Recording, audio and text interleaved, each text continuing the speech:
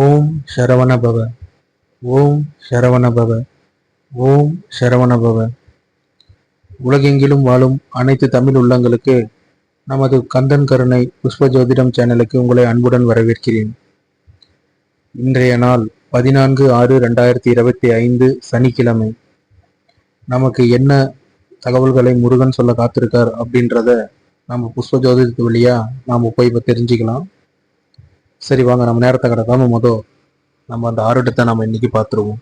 முருகப்பெருமான் நமக்கு என்ன தகவல் சொல்ல விளையிறார் அப்படின்றத நம்ம தெரிஞ்சுக்கிறதுக்கு முன்னாடி நம்ம மனசால நமக்கு இருக்கக்கூடிய குழப்பங்கள், சந்தேகங்கள், நம்மளுடைய பிரச்சனைகளை பற்றி ஒரு நிமிஷம் நினச்சிட்டு முருகப்பெருமானை நம்ம மனசார வேண்டிக்குவோம். அவர் நமக்கு இந்த நாளை நம்மளுக்கு என்ன சொல்லி அந்த இதுக்கெல்லாம் விளக்கம் கொடுக்குறாரு அப்படின்றத இந்த ஆருடத்தின் மூலியமா நம்ம தெரிஞ்சுக்க போகிறோம். முருகப்பெருமான் இல்லைனாலும் அவங்களோட குலதெய்வங்களை மனசில் நினச்சிக்கோங்க. சரி வாங்க, நாம் இப்போ என்ன சொல்ல வர்றாரு முருகப்பெருமான் அப்படின்றத நம்ம இந்த ஆருடத்தின் மூலியமா தெரிஞ்சுக்கலாம். முருகப்பெருமான் இன்னைக்கு நமக்கு கொடுத்துருக்கக்கூடிய எண் அப்படின்றத பார்த்தீங்கன்னா 15. 15க்கு அவர் என்ன பூவை நமக்கு கொடுக்குறாரு அப்படின்றத பார்த்தா கொடிசம்பங்கி அப்படின்ற ஒரு பூவை பற்றி தான் நமக்கு இன்னைக்கு அவர் விளக்கம் கொடுத்துருக்கிறாரு. முருகருடைய பக்த கொடிகள் அனைவருக்கும் மனசுல 1000 குழப்பங்கள், கஷ்டங்கள் எல்லாமே இருக்கும். உங்களுடைய கேள்விகளுக்கு இந்த ஆருடத்தின் மூலியமா முருகர் பதில் சொன்னாரு அப்படின்னா, ஏன்னா இது உங்களுடைய மனசுல இருக்கக்கூடிய நம்பிக்கையின் அடிப்படையில தான் எல்லாமே அமையுது. முருகர் உங்களுக்கு ஒரு செய்தி சொல்றாரு அப்படின்னா, இதை தேடி போய் மற்றவங்க கிட்ட அது இதுன்னு கேட்டு நீங்க தேவையில்லாம உங்க நேரத்தையும் மன உளைச்சலையும் பணத்தையும் விரையாக்கிக்காதீங்க. இந்த ஆருடத்துல முருகர் உங்களுக்கு என்ன சொல்ல வராரு அப்படின்றத தெளிவா அவரு சொல்லியிருப்பாரு. உங்களுடைய சந்தேகங்கள் எல்லாத்தையும் இதை அடிப்படையாக வச்சு இதில் உங்களுக்கு என்ன பதில் கிடைக்குது, உங்களுக்கு உண்மையான நல்ல பதில் கிடைக்குது அப்படின்னா கமெண்ட்ஸில் ஓம் சரவண பவ அப்படின்னு கமெண்ட் கொடுத்துருங்க. சரி வாங்க, நம்ம இப்போ ஆருடத்தை படிக்க ஆரம்பிச்சிடலாம். கிரக ராசியை பார்ப்பவரே, உனது வாழ்க்கையில் நீ வருத்தத்தின் மிகுதியால் இதுவரையில் பட்ட கஷ்டங்களை இவ்வளவென்று அளவிட்டு சொல்ல முடியாத நிலையில் தான் ஜீவித்து வருகிறாய்.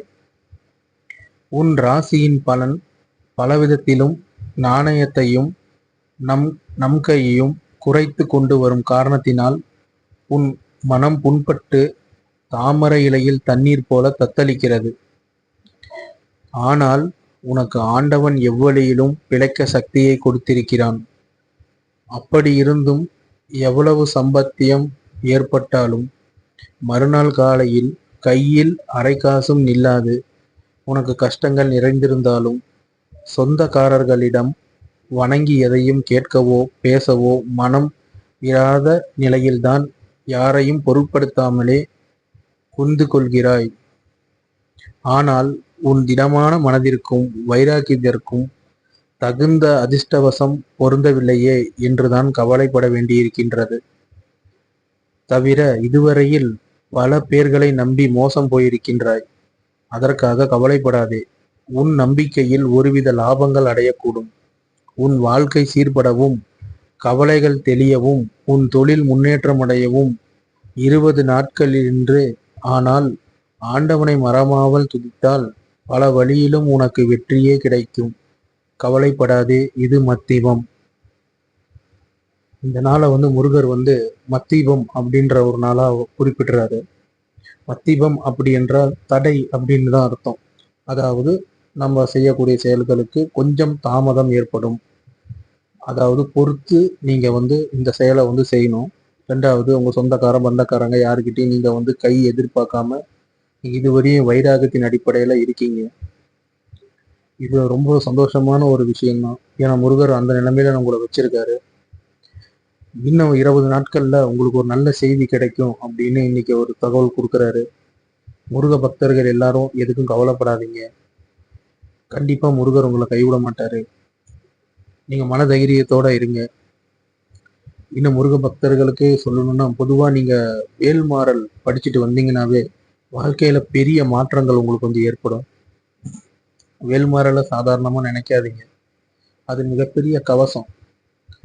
கந்த சஷ்டி கவசம் படிச்சா நோய் நொடி பிணிகள் சகல கெட்டதுகளும் நம்ம உடம்பை விட்டு விலகிடும். வேல்மாறல் படிச்சா நமக்கு உடம்பே ஒரு கவசமா மாறிடும்.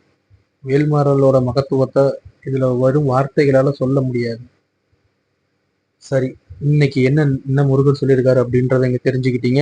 சரி, இதுல வந்து பாத்தீங்கன்னா நிறைய பேத்துக்கு வந்து பாத்தீங்கன்னா சுயமா போய் இந்த வெப்சைட்டை ஓபன் பண்ணி இந்த ஆருடத்தை பார்க்க முடியாத நிலைமையில தான் இருப்பீங்க. ஏன்னா இதுல பாத்தீங்கன்னா நிறைய எழுத்துக்கள் வந்து பிழைகளோட இருக்கும். அது என்ன காரணம் அப்படின்னா, இது ரொம்ப பழங்கால ஒரு ஏடு. இதை வந்து சீரமைச்சு இதுல பதிவிடும் போது ஒரு சில வார்த்தைகள் வந்து தவறானதா தான் அதுல வந்து வந்திருக்கு. இந்த இது பார்த்தீங்கன்னா, நம்மகிட்ட ஒரிஜினல் ஏடுகளே இருக்கு. தாராளமா யாரு ஒரிஜினல் ஏடுகள வச்சு படிக்கலாம். சரி, இதுல படிச்சா உங்களுக்கும் நீங்களும் போய் கூட சேர்ந்து இத படிச்சு தெரிஞ்சுக்குவீங்கன்னு தான் இதுல பார்க்கறது. யாருக்காச்சும் தனிப்பட்ட முறையில பார்க்கணும் அப்படின்னாலும் சரி, ஒண்ணும் பிரச்சனை இல்ல. தாராளமா உங்களுடைய பேரையும், உங்களுடைய ஊரையும் கமெண்ட் பண்ணுங்க. ஏன்னா, அப்பதான் நான் ஒரு பேர்ல நெறைய பேர் இருப்பீங்க. நான் யார பத்தி குறிப்பிடுறேன் அப்படின்றது அதுல தெரியும். மறக்காம வந்து இந்த இதுல பாத்தீங்கன்னா, முருகர் உங்களுக்கு ஏதாச்சும் நல்ல தகவல்கள் குடுத்திருந்தாரு. உங்க மனசுக்கு ஏதாச்சும் இதமா இருக்குது அப்படின்னா, முருகர நம்பி வழிபடுவோர் முருகர் என்னைக்குமே கைவிட மாட்டார். அதனால நீங்க வந்து உங்களுக்கு கமெண்ட்ல வந்து ஓம் சரவண பவன்னு கமெண்ட் பண்ணுங்க. உங்களுக்கு திருப்தி இருந்தால் இந்த ஆருடத்துல முருகர் சொல்ல என்னைக்கும் தட்டாதீங்க. கொஞ்சம் வந்து இன்னைக்கு மத்தியமம் அப்படின்றனால எந்த ஒரு முடிவையும் பாத்தீங்கன்னா, கொஞ்சம் சூதானமா எடுங்க. பண விஷயத்துல ஆகட்டும், ஒருத்தருக்கு உதவி பண்றதுல ஆகட்டும், 1க்கு 4 தடவை யோசிச்சு முடிவெடுங்க. பிறருக்கு உதவி பண்றது நல்லதுதான். ஆனா அதே நம்மளுக்கு உபத்திரவமா மாறிடக்கூடாது. அதனால ஒரு சில விஷயங்கள வந்து நல்லா யோசிச்சு முடிவெடுங்க. ஏன்னா எல்லாத்துக்கும் ஒரே மாதிரியான கால நேர சூழ்நிலைகள் அமையாது. ஒவ்வொருத்தருக்கும் ஒவ்வொரு பிரச்சனைகள் இருந்துகிட்டே தான் இருக்கும். அதனால முருகனை நம்புங்க, வேல்மாறல் படிங்க, வாழ்க்கையில மேன்மை அடையலாம். இந்த ஆருடத்தை இத்துடன் நான் முடிச்சுக்கிறேன். ரொம்ப நன்றி. ஓம் சரவண பவன்.